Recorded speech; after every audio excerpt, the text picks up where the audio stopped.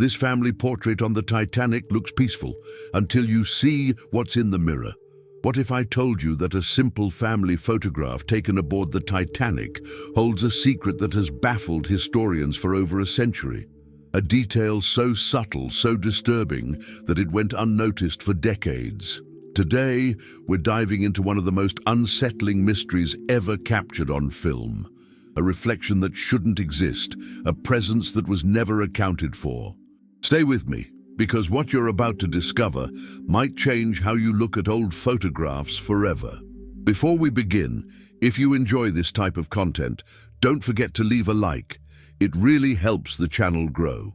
And if you're interested in more mysterious stories, check out my other channel where I'm developing even more incredible content like this. Main content begins, April 1912.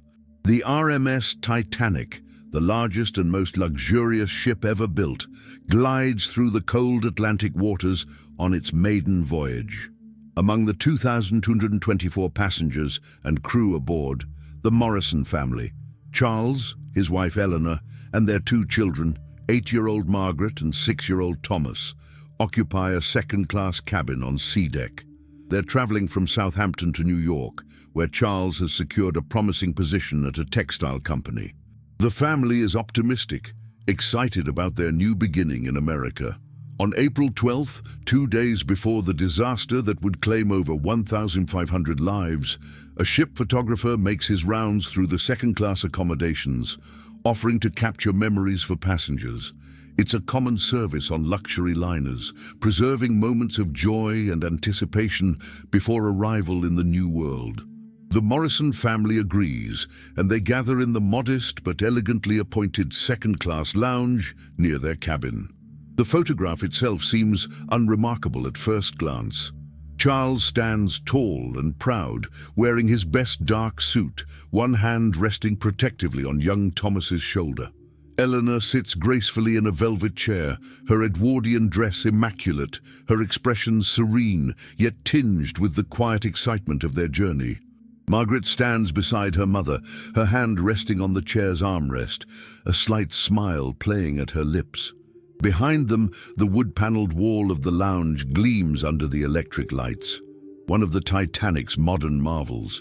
To the left of the family, partially visible in the frame, hangs an ornate mirror with an elaborate gilt frame, typical of the ship's opulent interior design. The photographer counts down. The magnesium flash powder ignites with its characteristic pop and brilliant white light, and the moment is captured forever on a glass plate negative. The family thanks the photographer, pays the modest fee, and is told their photograph will be ready for collection before they disembark in New York.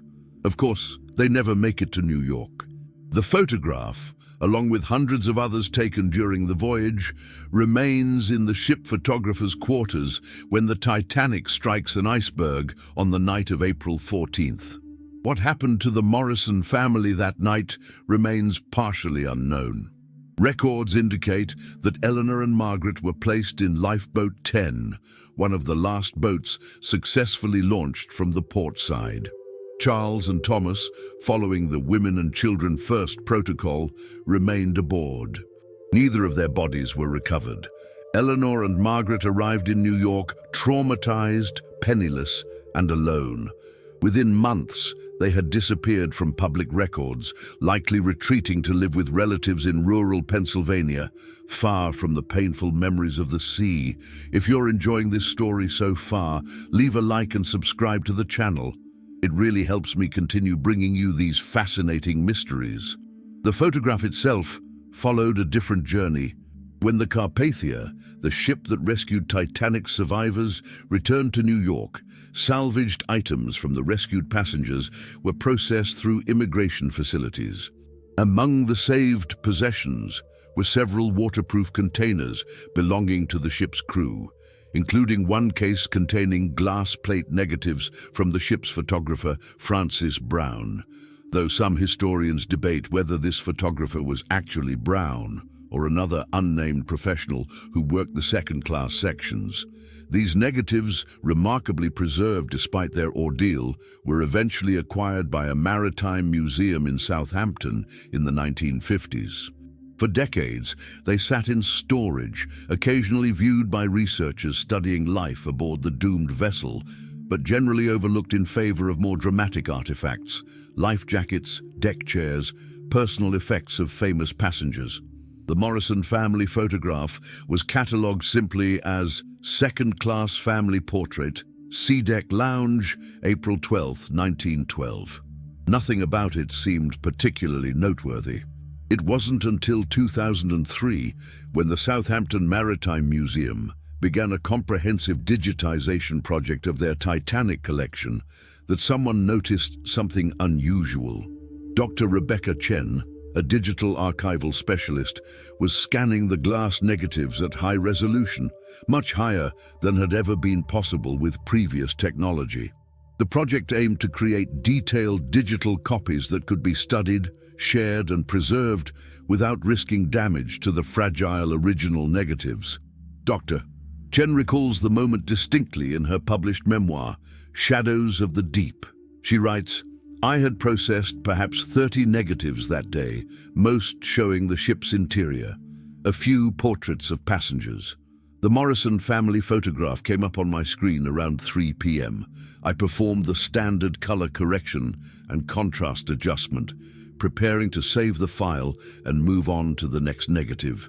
But something caught my eye. In the mirror, that gilt-framed mirror partially visible in the frame's left side, there was a reflection that didn't match the scene. At first, Dr. Chen assumed it was a processing artifact, perhaps a scratch on the negative or a quirk of the digitization process, but closer examination revealed something far more puzzling. While the mirror should have reflected the photographer, his camera, or perhaps other elements of the room, what appeared instead was the distinct shape of a figure, a person, standing in a position where no one should have been. The Morrison family photograph quickly became one of the most analyzed images in maritime history. Within weeks of Dr.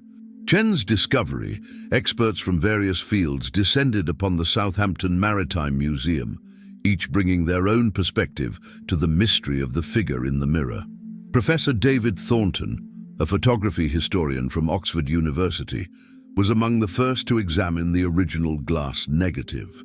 Using a specialized microscope designed for analyzing historical photographs, he confirmed what Dr. Chen had discovered. The figure in the mirror was not a later addition, not a scratch or chemical degradation of the negative, but an image captured at the moment the photograph was taken. The silver halide crystals in that particular area of the negative showed the same age and degradation pattern as the rest of the image. What we're looking at is authentic to 1912, Professor Thornton announced at a hastily arranged press conference in November 2003. This figure, whatever it represents, was present when the Morrison family posed for their photograph. The question is not whether it's real in terms of being on the negative. It absolutely is. The question is what it represents in reality. That question opened a Pandora's box of speculation. Dr. Jennifer Walsh, a psychology professor specializing in perception and memory from Cambridge, suggested the figure might be another passenger or crew member who simply moved through the frame. Photography in 1912 required longer exposure times than modern cameras, she explained to reporters. If someone walked quickly through the scene, they might appear as a blur or distorted figure, especially in a reflection where the angle and distance would further distort their appearance. Leave your comment about what you think of this story so far. This seemed like a reasonable explanation until maritime historian Commander James Hartley, retired from the Royal Navy and an expert on Titanic's layout and operations, raised a critical point. After studying detailed blueprints of the ship and comparing them with the photograph's perspective, he determined that the angle of the mirror's reflection corresponded to a section of wall. Specifically, a wood-paneled wall with no doorway, no passage, nowhere a person could have been standing or walking through. The geometry simply doesn't work for a passerby, Commander Hartley stated in his published analysis. If we trace the sightlines and account for the mirror's angle, the reflected figure would have had to be standing inside, or more accurately, merged with, a solid oak-paneled wall, unless there was a doorway not shown in any of the ship's architectural plans, which is highly unlikely given how meticulously the Titanic was documented. We cannot explain this figure as a simple case of someone walking by. This revelation intensified the mystery. Maritime architect firm Harland and Wolff, the original builders of the Titanic, opened their archives to researchers. Every blueprint, every construction photograph, every modification made during the ship's fitting was examined. No hidden doorways, no service passages, no structural features that could account for a person standing where the figure appeared to be. Meanwhile, genealogical researchers began investigating the Morrison family's history, hoping to find some context that might explain the photograph. Eleanor Morrison, maiden name Eleanor Catherine Whitmore, came from a middle-class family in Brighton. She married Charles Morrison, a textile worker and manager, in 1902. Their children, Margaret and Thomas, were born in 1904 and 1906, respectively. By all accounts, they were an ordinary family, unremarkable in every way, except for their tragic connection to the Titanic. Researchers discovered Eleanor's diary, preserved by her great-granddaughter, which provided haunting insights into the family's final days. The entry for April 12th, the day the photograph was taken, reads, "A photographer came today and captured our family portrait. Charles insisted we present our best appearance. The children were restless, excited about arriving in America. I felt strange as we posed, a coldness in the room despite the warm lighting. Margaret complained of feeling watched. I dismissed it as nerves from the flash powder, but I felt it too. A presence, perhaps, or merely my imagination running away with me in this grand, strange ship." By 2007, the Morrison photograph had become something of an obsession in certain academic and research circles. What began as an interesting archival discovery had evolved into a genuine historical mystery, one that seemed to resist every attempt at rational explanation. The Southampton Maritime Museum, initially cautious about publicizing the discovery for fear of appearing unserious, eventually organized a formal symposium bringing together experts from multiple disciplines to examine the evidence collectively.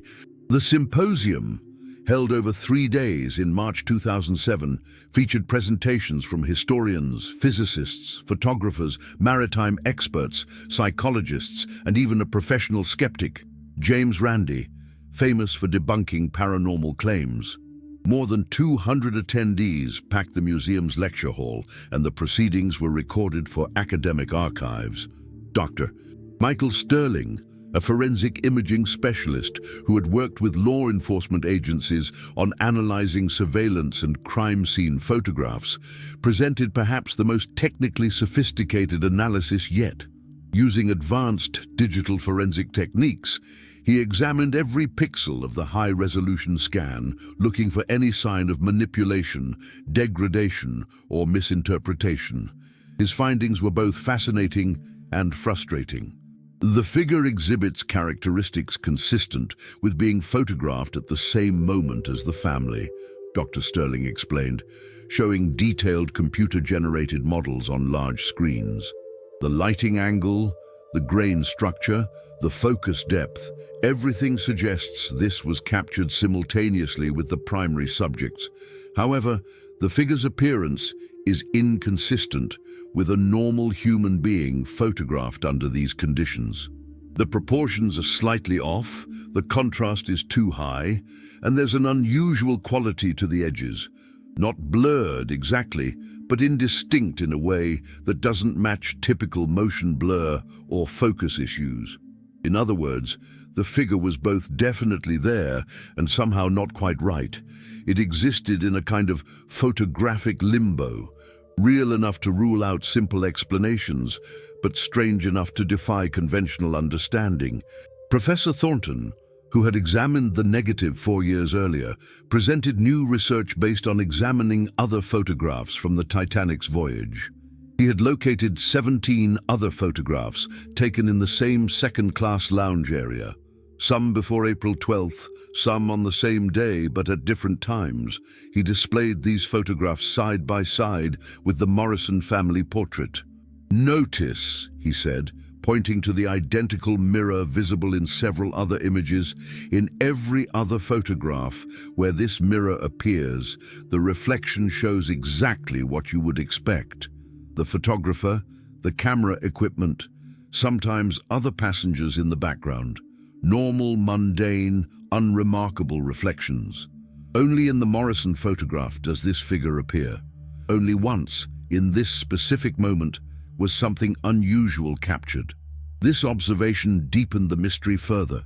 If the figure were a structural feature, an optical quirk of that particular mirror, or some artifact of the photographic process, it should appear consistently across multiple photographs taken in the same location.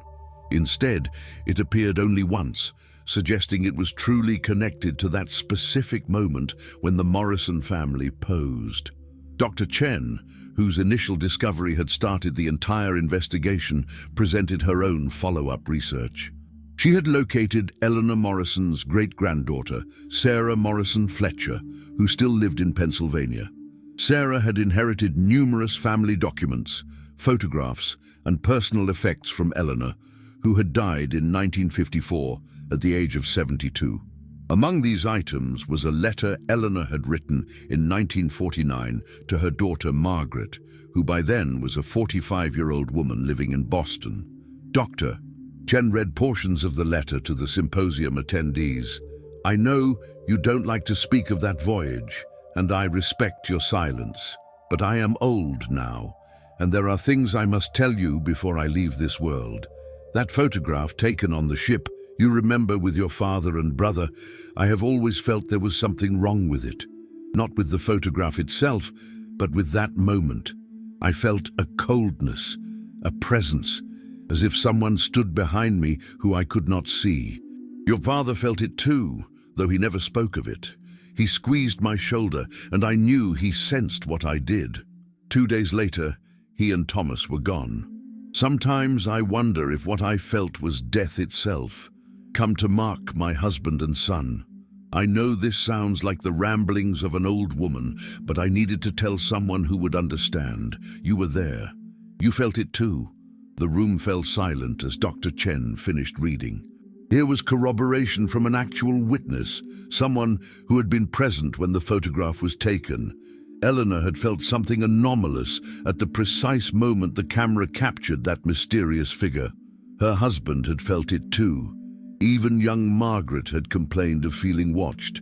Sarah Morrison Fletcher, who attended the symposium, shared her own perspective. "My great-grandmother rarely spoke about the Titanic. It was too painful. But in her final years, she would sometimes talk about that photograph. She never saw the actual print. It went down with the ship, of course, but she remembered the moment vividly. She said it felt like standing in a winter draft, though the room was warm. She said she heard Thomas whimper and try to move closer to his father, and she said that in the flash of the camera, just for an instant, she thought she saw a shadow that shouldn't have been there, a tall shadow reaching toward her son. This testimony was powerful, but also subjective. Memory, especially memory colored by tragedy and the passage of decades, is notoriously unreliable. Could Eleanor's memories have been influenced by grief, by survivor's guilt, by years of processing her trauma? Psychologists at the symposium suggested this was entirely possible. Human memory is reconstructive, not reproductive. We don't recall events like playing back a video recording. Instead, we rebuild memories each time we access them, incorporating new information, emotions, and suggestions. Eleanor's sense of something wrong in that moment might have been manufactured later by her mind as it struggled to make sense of the incomprehensible disaster. Yet the photograph remained. Whatever Eleanor remembered or misremembered, the figure in the mirror was documented, physical, captured in silver and glass, long before anyone interpreted or analyzed it. Commander Hartley, the maritime historian, presented his research into other Titanic photographs and personal accounts. He had spent 3 years collecting every known photograph taken aboard the ship during its maiden voyage, assembling them into a comprehensive visual archive. He examined each one for similar anomalies. "I found 3 other photographs with unexplained elements," he reported. "One shows a figure in a window that doesn't correspond to any known passenger. Another has a shadow on the deck that appears to be cast by no visible source. A third, taken in the first-class dining saloon, shows what might be a face reflected in a glass door, though it's too unclear to be certain. None of these are as distinct as the Morrison photograph, but together they suggest that something unusual was happening aboard the Titanic, photographically speaking, during those final days. Could the ship itself have been experiencing some kind of collective anomaly? Was there something about the Titanic, its size, its technology, its tragic destiny, that created conditions for unusual photographic phenomena? This idea, while intriguing, veered uncomfortably close to pseudoscience for many of the symposium's more skeptical attendees. James Randi, the professional skeptic, offered a characteristically blunt assessment. "We're seeing patterns where none exist because human brains are pattern recognition machines. This figure is likely nothing more than a combination of minor factors: a smudge on the glass, negative, unusual lighting hitting the mirror at just the right angle, perhaps a piece of furniture or decoration that appears figure-like from a certain perspective. The fact that we can't immediately identify it doesn't mean it's supernatural or even genuinely mysterious. It means we don't have enough information. Mystery is not evidence of the paranormal, it's evidence of incomplete data." If you're enjoying this video so far, leave a like and subscribe to the channel. It really helps me bring you more content like this. Randy's perspective represented an important counterbalance to the speculation, but even he acknowledged that his proposed explanations, smudges, lighting artifacts, misidentified objects, had all been rigorously tested and ruled out. When pressed, he admitted, "I don't know what created that image, but I don't know is not the same as therefore ghosts. It just means we don't know yet." The symposium concluded without resolution, which perhaps was inevitable. No consensus emerged, no definitive explanation satisfied all the experts. The Morrison photograph remained what it had always been, an authentic historical image containing an element that defied straightforward explanation. Following the symposium, several new lines of investigation emerged. Dr. Patricia Hernandez, a physicist specializing in electromagnetic phenomena, proposed that the Titanic's powerful electrical systems, revolutionary for 1912, might have created unusual electromagnetic fields that could theoretically affect photographic plates in unexpected ways. The ship boasted electric lighting throughout most of its interior spaces, electric elevators, wireless telegraph equipment, and various other electrical systems that were cutting-edge technology for their time. "We know that electromagnetic fields can affect photographic materials," Dr. Hernandez explained in a follow-up paper. "In modern digital photography, electromagnetic interference can create artifacts and anomalies in images. While the Morrison photograph used chemical rather than digital processes, silver halide crystals are sensitive to various forms of electromagnetic radiation beyond visible light. If the ship's electrical systems were creating unusual field patterns, perhaps due to their interaction with the ship's massive steel structure, it's conceivable this could have influenced the photographic plate in ways we don't fully understand." To test this theory, Dr.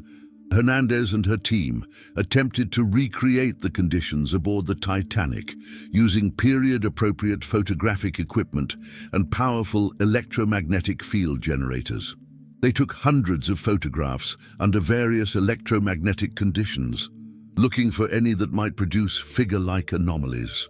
While they successfully created various forms of electromagnetic interference on their photographic plates, streaks, spots, unusual exposures, none resembled the clear, humanoid shape seen in the Morrison photograph. Meanwhile, genealogical researchers continued digging deeper into the Morrison family's history, hoping to find some element that might explain their connection to the anomalous photograph. What they discovered added another layer to the mystery. Charles Morrison, the father, had worked at a textile mill in Manchester before deciding to emigrate to America. Records from that mill, preserved in local archives, revealed an unusual incident that occurred just 6 months before the family's departure. According to mill records and contemporary newspaper accounts, Charles had been involved in an industrial accident where a new power loom malfunctioned, killing a co-worker named William Ashworth. Charles had been operating the adjacent machine and was the first to attempt rescue, but Ashworth died from his injuries before medical help could arrive. The incident was ruled accidental, with no blame assigned to Charles, but witnesses reported that he was deeply affected by the tragedy. Eleanor's diary, examined more thoroughly after the symposium, contained several entries from late 1911 referring to Charles's troubled sleep, his nightmares, and his frequent mentions of feeling watched or followed. She wrote, "Charles continues to be tormented by poor William's death. He speaks of seeing shadows, of feeling a presence behind him while he works. The doctor says it is his nerves, his conscience weighing upon him, though the accident was not his fault. I pray our new start in America will help him find peace." This discovery led some researchers to speculate that the figure in the photograph might somehow be connected to William Ashworth. Perhaps Charles's guilt or trauma had somehow manifested in the photograph, or the presence Eleanor and Charles felt in that moment was psychological rather than supernatural. However, this explanation raised as many questions as it answered. Even if Charles was experiencing trauma-related hallucinations or psychological disturbances, this wouldn't explain how a figure appeared on a photographic plate. Cameras don't capture psychological states or guilty consciences. Dr. Elizabeth Morgan, a psychiatrist specializing in trauma and grief, offered a different perspective. What we might be seeing is not a supernatural phenomenon, but the intersection of human psychology with historical documentation. The Morrison family was carrying intense emotional burdens: guilt over William Ashworth's death, anxiety about their emigration, the stress of traveling on what was essentially an experimental ship. This emotional intensity might have made them more sensitive to environmental cues that others would ignore: drafts, sounds, shadows, reflections. The figure in the photograph might be perfectly explainable, but their heightened emotional state caused them to perceive it as threatening or anomalous. This psychological interpretation gained some support from other Titanic researchers, who had noted that several passengers and crew members reported unusual experiences during the voyage: strange dreams, feelings of unease, premonitions of disaster. Perhaps the ship, with its unprecedented size and the enormous pressure on its crew to maintain its reputation for luxury and safety, created a psychologically charged environment where normal phenomena were interpreted as threatening or supernatural. However, this theory still couldn't account for the physical reality of the figure in the photograph. Even if the Morrison family's perception of the moment was influenced by psychological factors, the camera had captured something objective, something that existed independently of their mental state. Nearly 2 decades after Dr. Chen's initial discovery, the Morrison family photograph continues to fascinate and perplex researchers. It has been featured in documentaries, analyzed in academic papers, and debated on internet forums. The original glass negative remains in the Southampton Maritime Museum's climate-controlled archives, available for study but carefully protected from damage. In 2015, a team of researchers from MIT's Media Lab conducted the most advanced analysis yet, using artificial intelligence and machine learning algorithms to examine the figure. They trained their AI system to recognize humans in historical photographs, teaching it to distinguish between actual people, photographic artifacts, and objects that might appear humanoid. When presented with the Morrison photograph, the AI system identified the family members correctly and also identified the figure in the mirror as human-shaped with a confidence level of 73%, significantly above the threshold for random noise or artifacts. The AI sees what we see, explained Dr. Lisa Zhang, who led the MIT team. It recognizes a human form in that reflection. This doesn't tell us what the figure actually is, but it confirms that we're not just projecting human features onto random shapes. There's something there that genuinely resembles a person. The research also revealed something new. Enhanced contrast analysis showed what might be facial features on the figure: dark hollows where eyes would be, a vertical line suggesting a nose, a horizontal shadow implying a mouth. These features were too indistinct to be certain, existing at the very edge of the photograph's resolution, but their presence suggested the figure was facing toward the camera, toward the Morrison family. The MIT analysis went even deeper. Using advanced photogrammetric techniques, the researchers created a three-dimensional model of the lounge space based on the photograph's perspective and known dimensions of the Titanic's interior. This model allowed them to precisely map where the figure would have had to be standing to create the reflection seen in the mirror. The results are troubling, Dr. Zhang admitted in her published report. Based on our three-dimensional reconstruction, the figure would have been standing approximately 4 feet behind the photographer, slightly to his right. This position puts it directly in the center of the room, where it would have been clearly visible to everyone present. Yet no one reported seeing a person in that location. More significantly, our model shows that anyone standing in that position would also be visible in the primary photograph, not just in the mirror's reflection. The fact that we see the figure only in the reflection violates basic principles of optics and geometry. This finding eliminated several remaining conventional explanations. The figure couldn't be a person who was simply outside the photograph's main frame because the mirror's reflection showed it was within the room.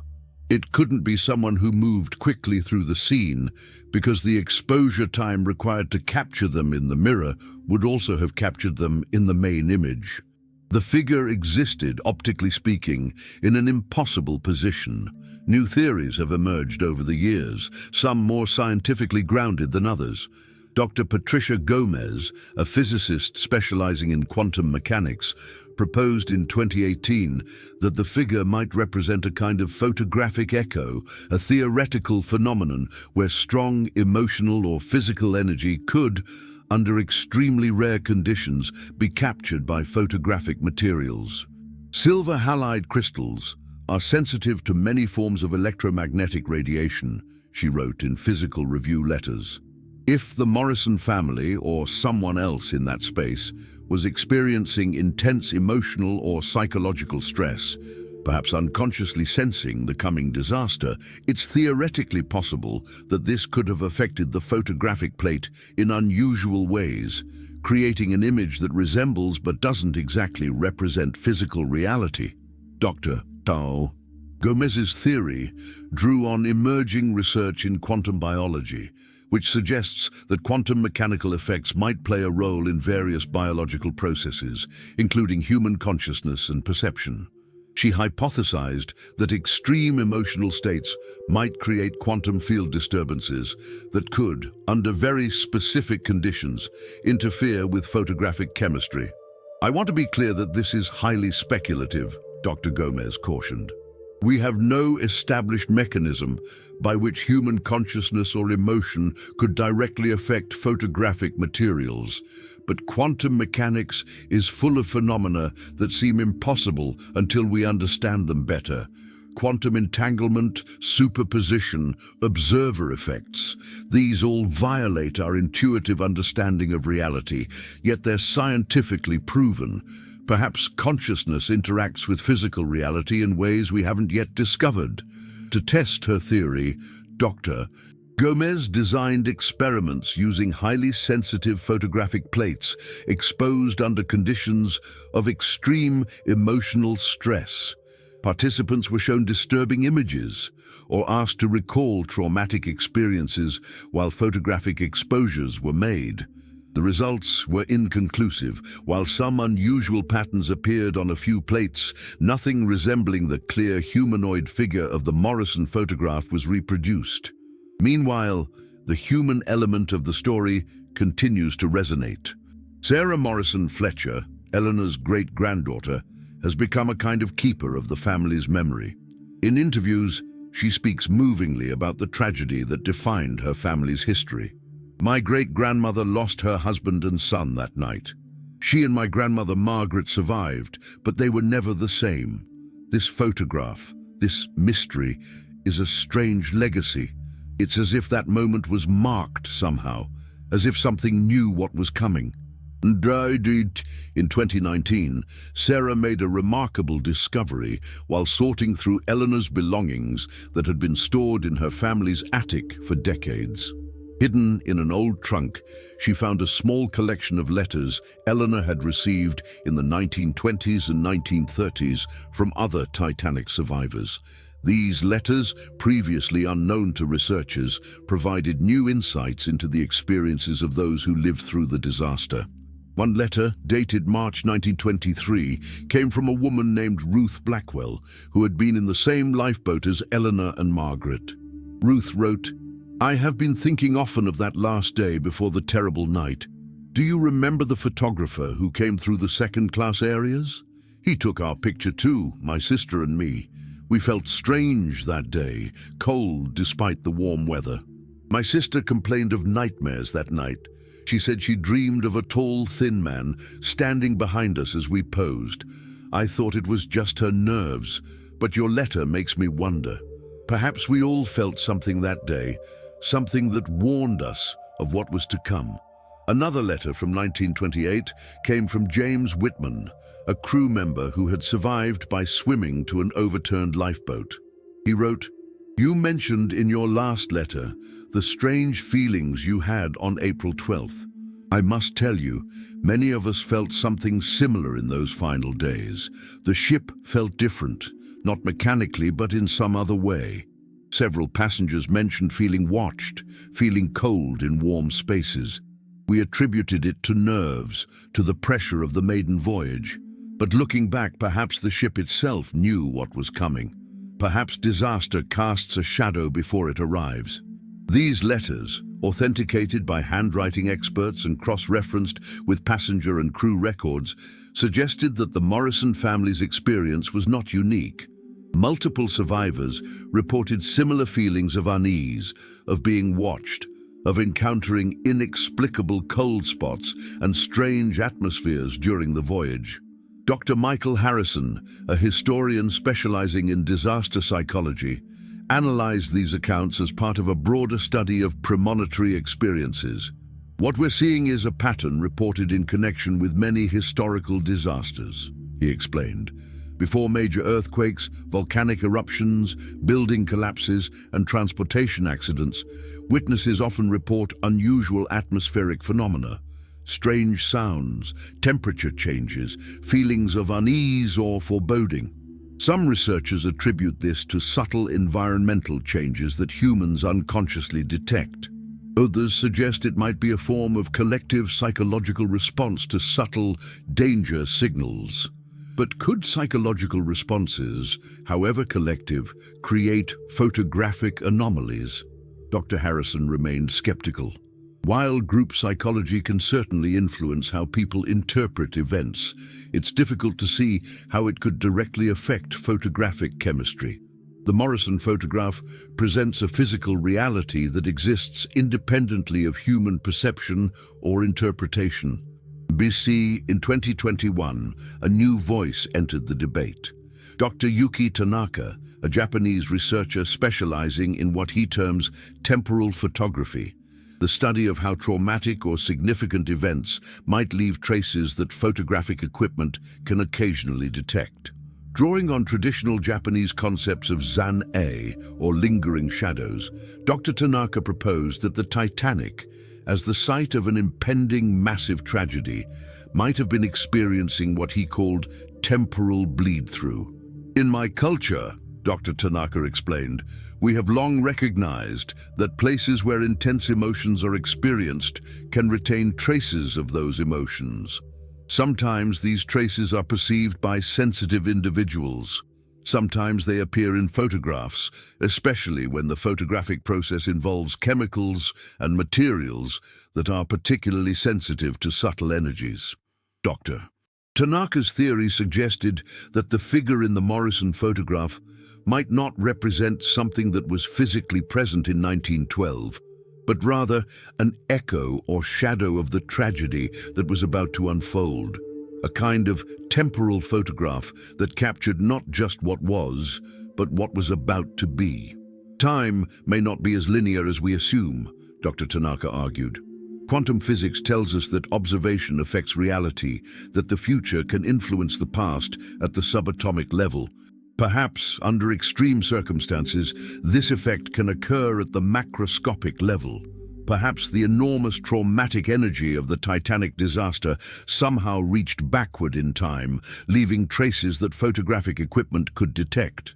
While intriguing, Dr. Tanaka's theory was even more speculative than Dr. Gomez's quantum consciousness hypothesis. No known physical mechanism could account for future events, influencing past photographic exposures, and attempts to design experiments testing temporal bleed-through have proven impossible with current technology. In 2022, a retired Titanic researcher named Gregory Walsh published a book titled Reflections of Disaster, compiling every known anomalous photograph associated with major historical catastrophes. The Morrison photograph featured prominently alongside images from the Hindenburg disaster, the 1906 San Francisco earthquake, the Triangle Shirtwaist Factory fire, and other tragic events. Walsh's research revealed a disturbing pattern. Many disasters were preceded by photographic anomalies, unexplained figures, strange shadows, impossible reflections. "I'm not claiming supernatural explanations," Walsh clarified in interviews, "but I am suggesting that our understanding of photography, of light, of how moments of extreme stress or energy might interact with photographic materials is incomplete.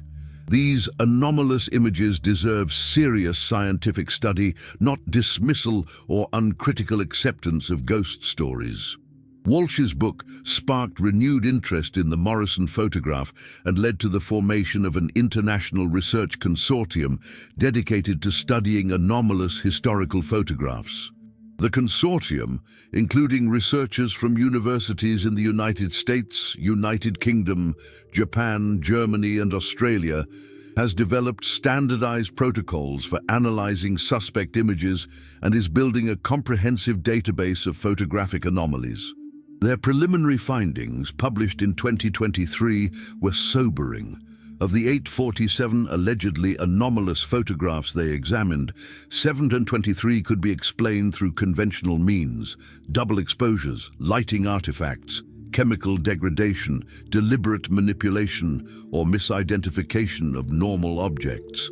However, 124 photographs, including the Morrison image, resisted conventional explanation.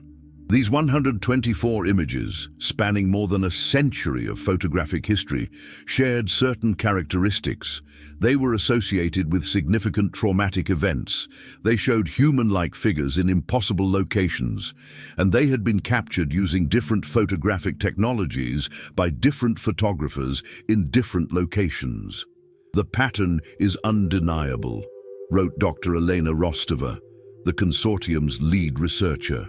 "We are dealing with a genuine phenomenon, not a series of coincidences or hoaxes. However, the nature of this phenomenon remains unclear. We need new theoretical frameworks, new experimental approaches, and perhaps new technologies to understand what these images represent. The debate continues to evolve as technology advances.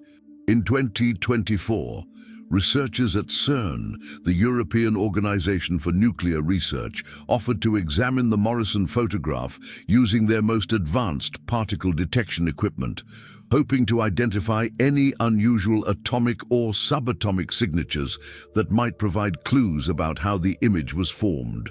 While this analysis is still ongoing, preliminary results have detected what researchers describe as anomalous energy patterns in the area of the negative where the figure appears. Patterns that don't match the rest of the photograph or typical chemical signatures of silver halide crystals. The debate continues. Online communities dedicated to unsolved mysteries regularly discuss the Morrison photograph, with participants ranging from serious researchers to casual enthusiasts.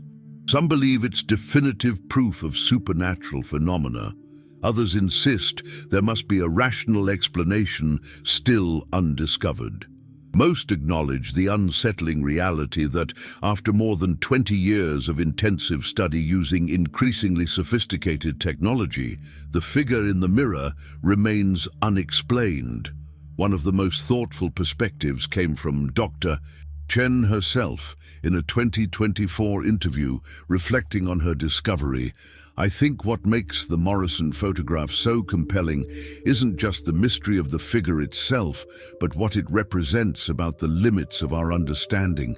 Here we have a physical object, a glass negative, created by a well-understood chemical process. We know when it was made, where, how. We've analyzed it with every technology available, and still, we cannot fully explain what it shows. That humility, that recognition that some things remain beyond our immediate grasp, is important.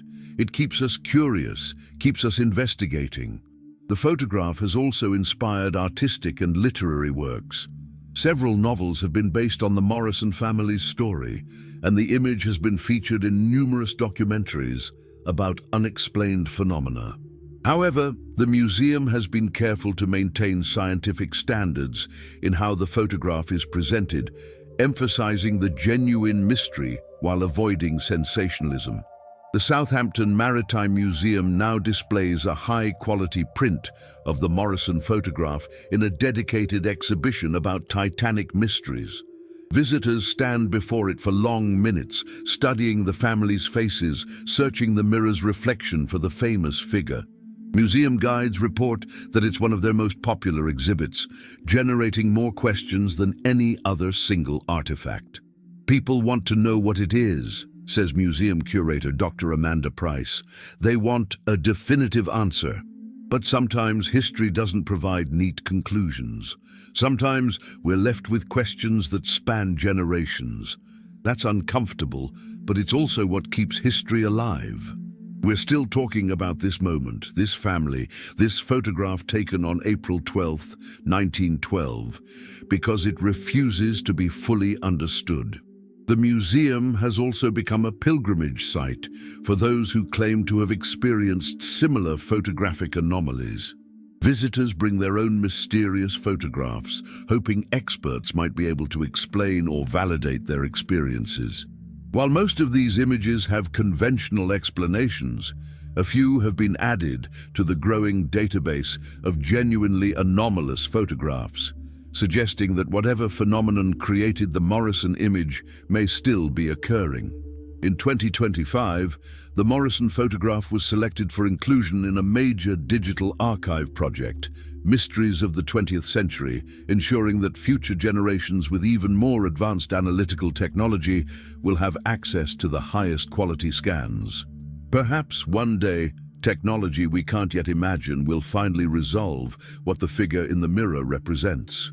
Or perhaps it will remain forever what it is now, a genuine mystery, captured in silver and glass, preserved in time. Recent developments have added new dimensions to the mystery. In late 2024, Construction workers renovating a building in Southampton that once served as temporary housing for Titanic survivors made an unexpected discovery. Hidden behind a false wall, they found a collection of personal belongings that had apparently been abandoned decades earlier. Among these items was a small photograph album belonging to Eleanor Morrison. The album, remarkably preserved despite its age, contained several photographs of the Morrison family from before their voyage, including some showing the same mirror that appears in the famous Titanic photograph.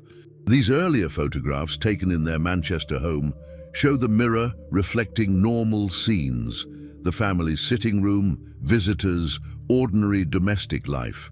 No anomalies, no mysterious figures, just the expected reflections of daily life in 1911 England. But one photograph in the album was different. Dated just 3 weeks before the family's departure for America, it shows Charles Morrison standing alone in front of the same mirror. The reflection appears normal at first glance, showing Charles and the room behind him. However, when examined under magnification by the research consortium, the reflection reveals a subtle but unmistakable detail: a second shadow, cast by no visible source, falling across the mirror's surface behind Charles's reflection. The discovery of this earlier anomaly has complicated all existing theories. If the Morrison family mirror was somehow prone to capturing unexplained reflections, this might explain the Titanic photograph. But it raises new questions. Was there something unique about this particular mirror? Was the Morrison family somehow connected to these phenomena? Or was Charles Morrison, already traumatized by William Ashworth's death, beginning to experience psychological or perceptual anomalies that somehow manifested photographically? Sarah Morrison Fletcher, now in her 70s, examined the newly discovered album with a mixture of fascination and unease. "I remember great-grandmother mentioning that mirror," she said. "She brought it with them on the ship, packed carefully in their luggage. She said it was a wedding gift from her mother, the one beautiful thing she owned. She saved it from the sinking somehow, carried it with her in the lifeboat. It hung in her home in Pennsylvania until she died. I wonder what happened to it after that." The search for the mirror has become a new focus of investigation.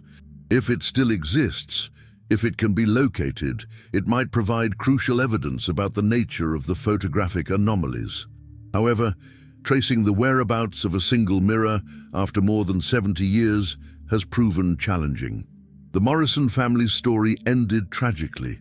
Charles and Thomas perished in the freezing Atlantic waters on the night of April 14th, 1912. Eleanor and Margaret survived, spending several harrowing hours in Lifeboat 10 before being rescued by the Carpathia. They arrived in New York traumatized, widowed, and impoverished. Within months, they had disappeared from public records, retreating to live with Eleanor's relatives in rural Pennsylvania, far from the painful memories of the sea.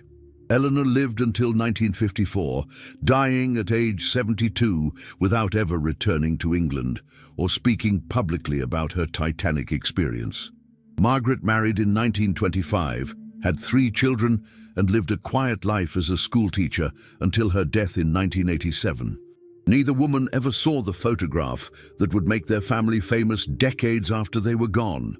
Yet through this photograph, they live on, frozen in a moment of calm before disaster, accompanied by something, someone, that was never identified, never explained, never fully understood. As we look at their faces, knowing what awaited them just 2 days later, the figure in the mirror becomes even more haunting. Was it truly just a quirk of light and chemistry, an unfortunate coincidence that created a human-like shape in an antique mirror? Or was something else present in that room, in that moment, bearing witness to a family's last peaceful hour together? Was it connected to Charles Morrison's trauma over William Ashworth's death? Was it some kind of temporal echo of the disaster to come? Or was it something else entirely, something that exists at the edges of our understanding, occasionally captured by the mechanical eye of a camera when human perception fails? The questions multiply rather than diminish as research continues. Each new technological analysis, each discovered document, each theoretical framework seems to deepen the mystery rather than resolve it. The Morrison photograph has become more than just a historical curiosity. It has become a symbol of the limits of human knowledge, a reminder that even in our age of advanced science and technology, some things remain genuinely mysterious. Perhaps that is the photograph's greatest significance. In an era where we often assume that every mystery can be solved, every question answered, every phenomenon explained, the Morrison photograph stands as a humbling reminder of how much we still don't understand. It preserves not just a moment in history, but a moment of genuine mystery, authentic, documented, and enduring. We may never know what the figure in the mirror truly represents, but in continuing to ask the question, in refusing to accept easy explanations or dismiss difficult evidence, we honor not just the Morrison family's memory, but the human drive to understand, to question, to seek truth, even when truth seems impossibly elusive. The mystery endures, captured forever in silver and glass, waiting for answers that may never come. Conclusion. If you enjoyed this deep dive into one of history's most intriguing photographic mysteries, leave a comment below. I love hearing your thoughts and theories. What do you think that figure in the mirror really was? Do you have your own experiences with strange photographs or unexplained images? Share them in the comments. If you haven't already, please subscribe to the channel and turn on notifications so you don't miss future videos. I have more incredible mysteries and historical enigmas coming soon, stories that will make you question what you thought you knew about the past. Until next time, keep questioning, keep investigating, and remember, sometimes the most compelling mysteries are the ones that refuse to be solved.